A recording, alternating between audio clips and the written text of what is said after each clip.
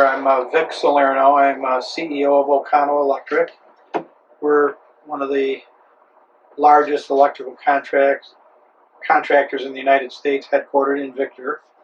And we've been out here since the early 70s, originally on Mount Hope Avenue in the city of Rochester, rented a big building, and they ended up taking it down for urban renewal, as they called it back then. But we've been out here many, many years, very happy to come out this way. We were probably one of the pioneer companies of the movement of companies from Rochester Metro into Victor area.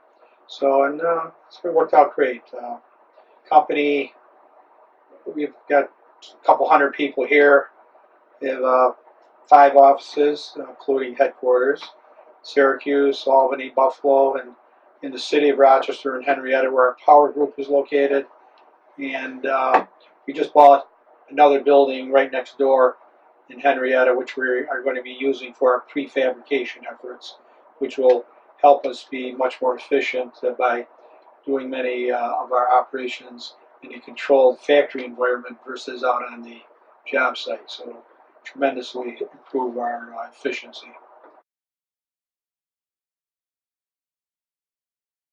Of course it is. I mean, the first role for a company, though, is to survive and be successful. But you know, once we, when I first came here, it was in 1971, believe it or not, and we I think we did about $2 million in sales and had 35 employees. This year, which ends the end of this month, we're a fiscal February year end. Sales will be between 200 and 225 million, with about 650 employees. And one of my goals before I retire is to grow us to $250 million in sales, which sounds better than 250 million, doesn't it? But yeah, so once you've reached a certain level of success, I mean, I think it's critical for business to assist the communities they live in and work in. We all need help on occasion, and I can assure you that over the years people have helped us, and we're in a good position now. We're heavily involved in our officers are on various nonprofit boards, and I'm going to be going in as chairman of the board very shortly in the Center for Governmental Research, which was founded by George Eastman, looks at efficiencies for government entities to provide services more efficiently. And I was chairman of the board of the Rochester Museum and Science Center, St. John Fisher College, my alma mater, great institution.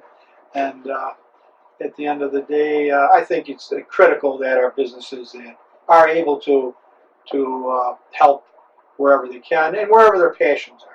That's the key point. Don't get into something you're really not interested in, but we all have passions. Could be, helping children in need, could be medical, could be colleges, universities, or whatever.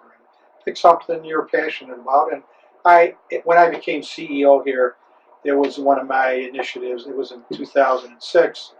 I asked all of our board members to get on at least one nonprofit board of something they were passionate about, and they all have, and it's worked out very well. So, very critical for the success of our community to have businesses supporting our other businesses in the area, or as well as our nonprofits. And I can't think of a better thing to do. Well, I mean, one of the goals that I actually threw out to the Greater Rochester Enterprise, which is the entity that tries to help bring in businesses into the community, and it was around the discussion of, we were originally one of the finalists, or one of the companies considered for the Amazon, with 50,000 new jobs, and which would be about 10% of the jobs in the Rochester metro area. And we didn't get it. We didn't make the top 20. Unfortunately, it was disappointing. But I talked to the Matt Hurlbut there, the director of Center or GRE, and I said it would be a good idea. So by 2025, if we could all work hard to help increase our employment by 10%, which would be 50,000 jobs. So, and again, I'm a firm believer that jobs are the things that make a community vibrant.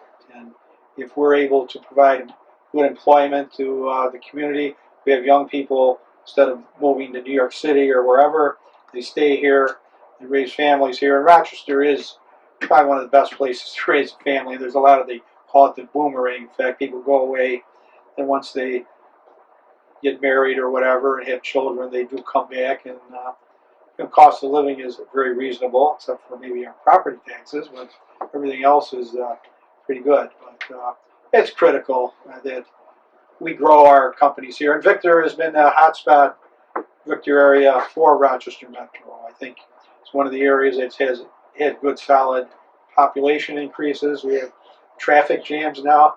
And when we moved here, at the corner of Main Street Fishers and Route 96, which is a very busy intersection, there was not even a traffic light there. So it's come a long way. And you're providing great jobs for people, and it's, 95% of the world's problems can be taken care of by good jobs. Now, there's always that 5% you can give them everything and they can't figure it out. But most people, if given an opportunity, they take advantage of it and move forward and advance. And we hope people start new businesses, and we support new businesses wherever we can. Well, one thing is to get involved. Whatever business we're in, whatever you're involved, there's trade associations, there's affinity groups of like-minded companies, etc. Get involved, help shape the whole course of what you're doing, and that's critical. You just can't sit in your office all the time. And then the thing is networking, building relationships with others. You can help people on occasion, and sometimes you need help; they can help you. And great networking. You can't beat it. And you end up getting some of the reasons I ask our officers to get involved with get on at least one nonprofit board. You meet wonderful people you probably wouldn't have. And on occasion, you're making some business out of it. I don't think there's anything wrong with it, but it's networking critical. Get involved, and we're all salesmen too. I say that to, I don't care if it's someone in the accounting. We're in construction, large projects, small. Or we'll do a small job, even though we'll do a couple $100 million in sales. We do 4-hour service calls, or maybe even a 2-hour service call. But so people have friends, relationships. Maybe somebody's got a contact that'll help us get a job. That's what I'm talking about. Just everybody's a salesman, and probably a key. I mean, my background, I'm not an engineer. I was accounting major at St. John Fisher. I worked for Deloitte for 5.5 years. Great way to get experience. But I came to O'Connell's. One of my associates at Deloitte, O'Connell's at the time, did the audit here. And he said, hey, I was leaving, moving on, and I said, why don't you go talk to Walt Parks, he's a young guy at O'Connell's. It's very aggressive, they're growing. I went for an interview. Walt hired me on the spot, and we've had a tremendous relationship over the years. He's in his later 80s, but still does come in. He's our chairman of the board now, but still involved with the company. And as I say, he's my mentor. And at the end of the day, worked out well.